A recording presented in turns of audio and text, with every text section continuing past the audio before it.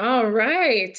Hi, everyone. I'm Christy, your neighborhood friendly herbalist and Reiki master here on my channel at Sage House Apothecary. We explore the magic of herbs, energy healing, and holistic wellness to help you live with intention and ease. We talk about DIY herbal remedies to mindfulness tips and energy work, and I'm here to share the tools to empower you to heal and thrive naturally. So let's journey together for a more balanced and vibrant life, one cup of tea and one Reiki session at a time. Before I hop into part 3 of Herbal Actions, please do not forget to like, subscribe, hit the bell for weekly herbal inspiration or whatever type of inspiration I give you, whatever the case may be. Please hit the bell so that you are up to date and we can connect in this way. So, all right. So I did part 1 and part 2, and I decided to just split it up in 3 parts because I just didn't want to have crazy long videos. I think I feel like 20 to 25 minutes, maybe even 30 minutes is enough time. I feel like that's a sweet spot. And my dogs are waiting for me to stop talking to a screen, and they want me to take them out and walk them. So I don't have a lot of herbal actions left for part 3, but we're going to go through them and we're going to get through them. I hope that you found part 1 and 2 very helpful. I'm telling you, it made a world of a difference for me because I thought that I could just walk into an herbal store and say, I'm going to get this herb and it's supposed to help me. That is not the case. And some people will DM me and ask, Christy, what herb should I take? And I'm like, it's actually a little bit more than what you think. And I get it because I was there too. I thought that I could just like, okay, tell me what herb to take and I take the herb. But no, like what understanding your energetics is extremely important. And then also you want to make sure that you understand the characteristics or the medicinal properties of the herb so that you can make a well-educated decision when you decide to work with herbs. Okay. So like if you are looking to work with an herb that's going to stop, that's a, oh, we haven't done it yet, so I'm not going to just give it away, but that's going to stop bleeding. You don't want to work with an herb that's going to cause bleeding, right? Does that make sense? So, all right. So let's get into part 3. Again, like, subscribe, hit the bell. Also, if there's something else that you would like for me to talk about, please let me know. I'm happy to to share or to discuss other things. We could talk about business, we could talk about Reiki, we could talk about sound, we could talk about my healing journey.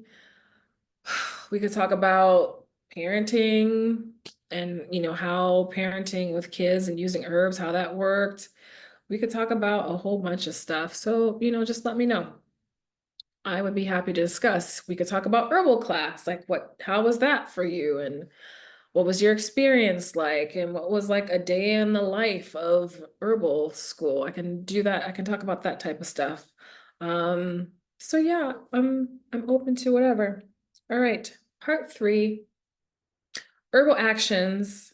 You all should be pros by now. Like you all should like be pros at this point. I think you all should be getting like the idea of all of this at this point. Okay. Herbal action for part 3. Actually, my hair is already a mess, but it looks better with this way. So I'm going to do that. All right. Pectoral. Pectoral. These herbs, general strengthening and healing effect on the respiratory system. So herbs that have a pectoral action have a healing effect on the respiratory system. And so herbs that fall into this category include aniseed. Am I pronouncing it right? Aniseed, bloodroot, comfrey, licorice, marshmallow, mullein, vervain. I mean, I've heard people say mullein. Some people say chamomile, chamomile. Anyway, pectoral. It's good on the healing effect on the respiratory system. Okay, rube facient. Rube facient. Rubefas. Nope. Go back. rubefacient, rubefacient, brings blood to the surface. So these type of herbs, when applied to the skin, so as a poultice, they cause a gentle local irritation and stimulate the dilation of the capillaries, which increases circulation in the area in the skin. Blood that gets drawn from deeper parts of the body into the skin, and thus often internal pains are relieved. Let me read that again so you all get that. So, and these are my notes from when I took the class. But so when you apply these herbs that are rubefacient, have that herbal action, they irritate the skin. And what they do is they draw blood from your internal organs to the surface of your extremities or to your skin. And when you do that, in most cases, it says blood drawn from deeper parts of the body into the skin often helps to relieve internal pains. So that's a good herb to know. That's a good herb to have, yeah. But examples of herbs that fall into this category as a rubefacient is cayenne, ginger, nettle, and peppermint. Okay. Next herb, herbal action stimulant. So again, a stimulant is a what? Because we talked about it, nervine, right? Because a nervine has two actions. It can either be a stimulant or it can be a relaxant. Stimulant brings you up, relaxant brings you down. So stimulant, quicker and enliven the physiological functions of the body. So again, a stimulant gets you up. Examples of herbs that fall into the stimulant category include balm, bayberry, cayenne, tansy, wild yam, wormwood, and yarrow. Stimulant. Styptic. So this is what I wanted to talk about in terms of with the blood. But I didn't want to take away the pleasure of you all learning this new herbal action. So I wanted to wait. So styptic, Styptic, is an herbal action that helps to constrict the blood vessels to stop bleeding. So again, remember I was saying, if you are looking for an herb to stop the bleeding, which is a styptic, you don't want to get an herb like an emagog that's going to actually start the bleeding. Or I think it's a different term because the emagog is an herb that deals with the blood of the cycle, but we're just talking about blood in general. So anyway, skip that one. But again, you understand what I'm saying. You don't want an herb for one action and then it's doing the complete opposite, which is why I'm sharing this because I think it's important for you all to know.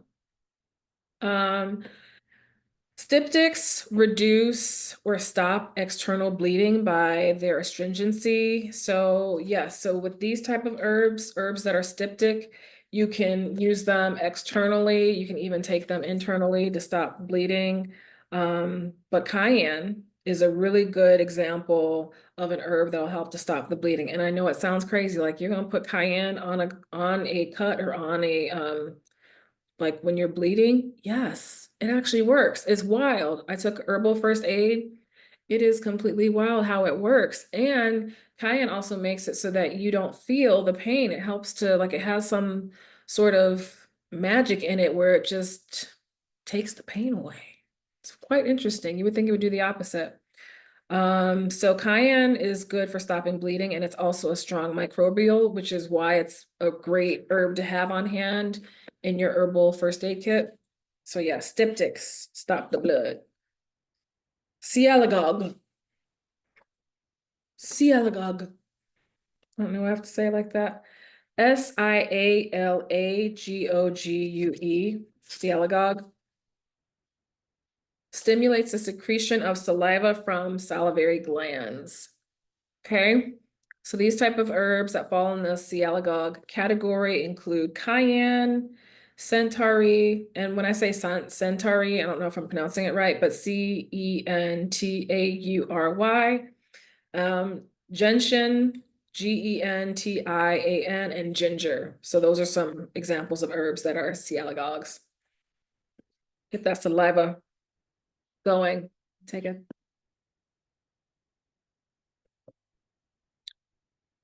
sip of my tea.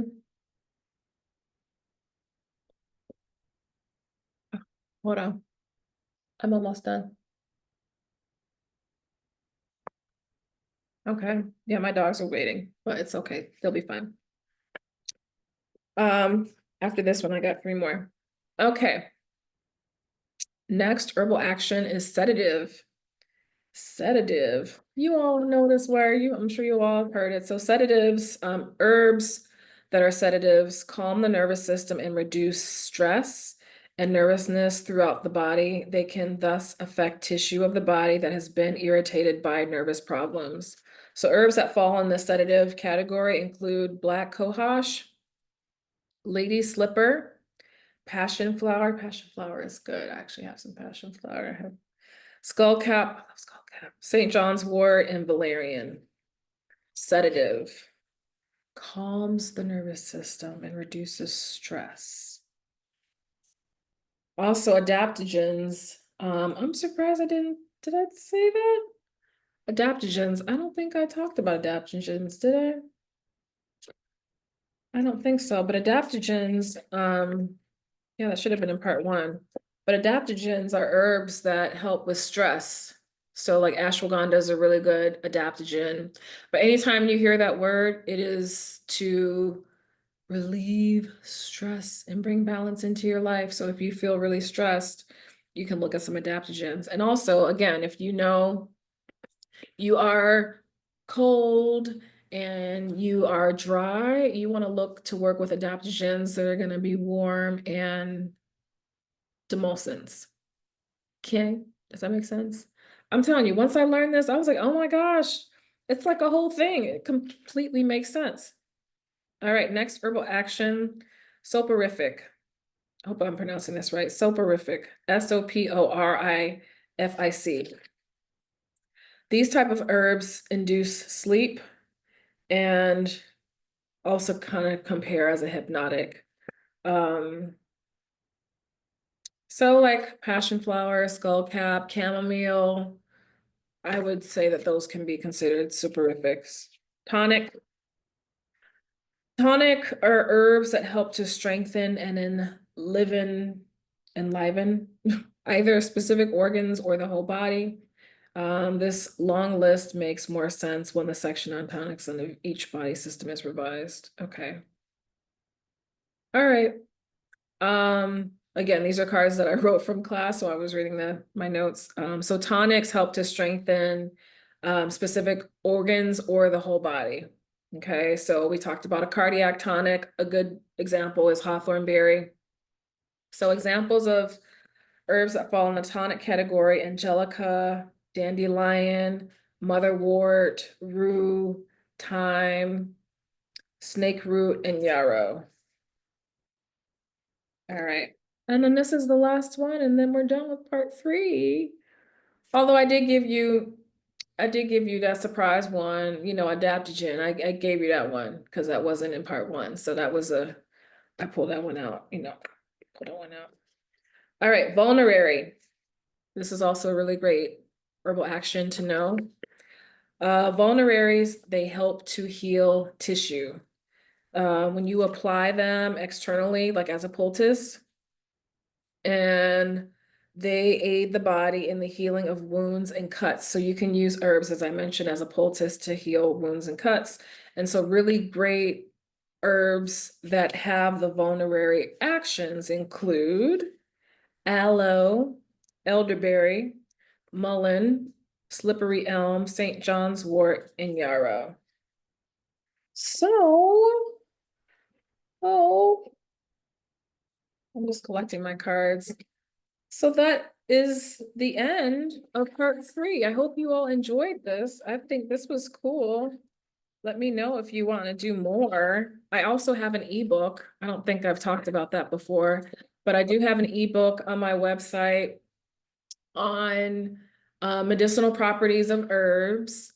And then I also have one in my shop about crystals because I'm also a crystal healer too. in my Reiki sessions, I also work with crystals. They have such beautiful energy. But I also have a crystal book too, because some people are really curious about crystals. Like, how do you know which ones to work with? How do you work with them? What do the shapes and size mean? How to select one. So, I mean, it's like very, it's a small little ebook, but it's very good to have if you're new to crystals. So if you're new to crystals, you can check out my stand store. Also, with the herbs, the ebook, you can look at the you can get the herbal action one. So that's it. Part 3 is done. Thank you so much. I'm so proud of me. I got 3 videos done in an evening. But by the time you watch this, you won't know about any of that. But thank you so much for tuning in to Sage House Apothecary, where wellness is the forefront of all that I do, all of my work, and wellness with intention is key. So thank you all for tuning in. Again, don't forget to like, subscribe, and hit the notification bell. And I look forward to seeing you in the next video. Bye.